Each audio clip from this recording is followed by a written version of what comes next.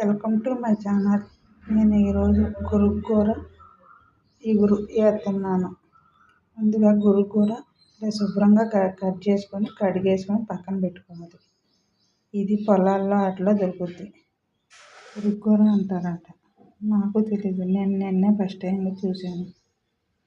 బాగానే పెట్టుకొని ఆయిల్ వేసుకోవాలి. ఉల్లిపాయ ముక్కలు వేసుకోవాలి. ఆయిల్ వేసుకున్నాక ఉల్లిపాయ ముక్కలు వేసుకోవాలి. 2 రెమ్మల కరివేపాకు కూడా వేసుకోవాలి. ఉల్లిపాయ ముక్కలు 1 నిమిషం పాటు వేసుకోవాలి. గురుకూర వేసేసుకోవాలి. ఉప్పు తగినంత వేసుకోవాలి. కారం 1/2 స్పూను.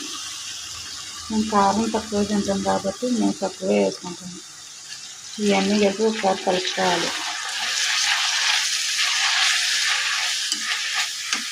బాగా కలిసేలాగా కలుపుకోవాలి.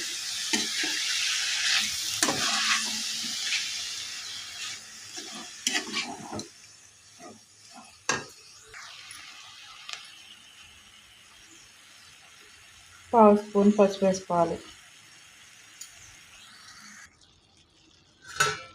ఇప్పుడు మూత పెట్టుకుని ఒక 10 నిమిషాల పాటు మగ్గించుకోవాలి. మధ్య మధ్యలో ఒక్కోసారి కలుపుకుంటూ ఉండాలి. ఈ కంటెంట్లో వచ్చేలాగా వండుకోవాలి. అప్పుడే టేస్ట్ చాలా బాగుంటుంది. రెడీ అయిపోయింది. గురుకూర ఇగురు రెడీ అయిపోయింది. ఇది కనుక నచ్చినట్టయితే కనుక లైక్ చేయండి, షేర్ చేయండి, సబ్స్క్రైబ్ చేసుకోండి, బెల్ ఐకాన్ క్లిక్ చేయండి.